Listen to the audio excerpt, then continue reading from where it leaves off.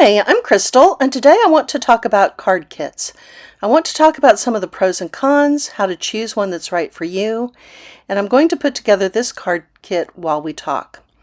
You may not be familiar with these card kits. Club Scrap is not one of the card kits I've seen around a lot. It comes with all the supplies you need, as most card kits do, and does not require any stamping or die cutting. It does require a lot of paper cutting. I think the main benefit is the detailed instructions. These instructions, despite what it says in the kit, are on their website under the Resources tab.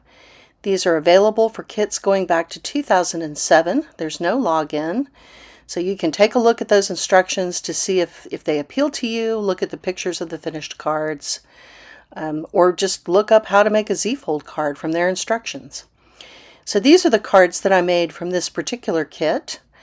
I paid about $15. I made 12 cards. They came with their matching envelopes. So purchasing on clearance for Club Scrap I think is a value proposition. I don't think I could do this well if I were buying cards at retail.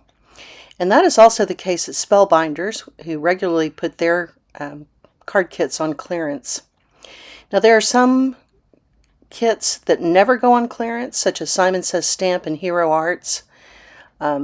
Sometimes they'll mark down the elements, but they won't mark down the kits themselves. So I think that some of the things you have to consider when you are considering a card kit are the benefits. There's less decision fatigue. You get the right amount of supplies for the project.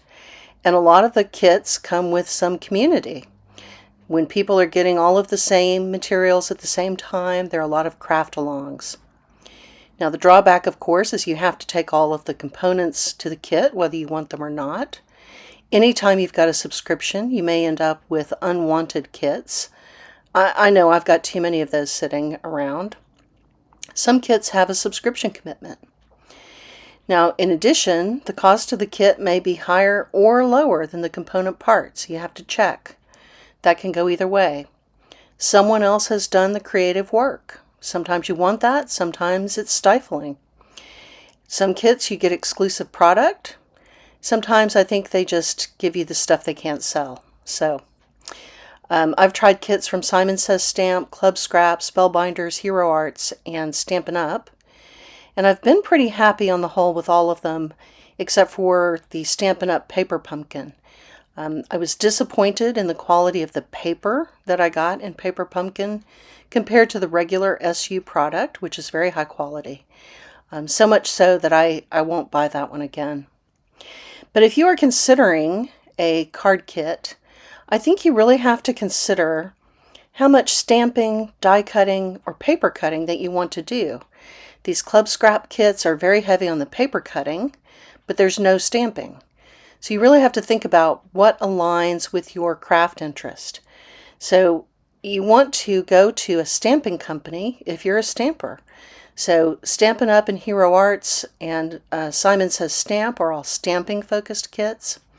Club Scrap is a scrapbook company, and so they really are not stamping focused. They do sometimes sell stamps, but it is not their focus. Spellbinders is a die cutting company at its heart. So you want to make sure that you get the company that aligns with what you like to do. You do need to consider how many unused kits you already have before you commit to more. Look at the past kits to see if they are appealing to you. Do you generally like the company's products? If their style is not your style, then that tends not to work out well. Are there instructions for the kit? Or is there inspiration on how to use the kit? Neither one of those is good or bad, but you need to make sure that their approach aligns with what you want. And if there are instructions, are those instructions clear and easy to follow? So I like the Club Scrap instructions quite a bit. There's a detailed cutting guide with written instructions and photos of the finished cards, and that really works for me. So take these things on board and really consider, but I've enjoyed a lot of the card kits that I've had, and Please take this as inspiration to get out any unfinished card kits that you have and do something with them. I hope you have a wonderful crafty day, and thanks for joining me today.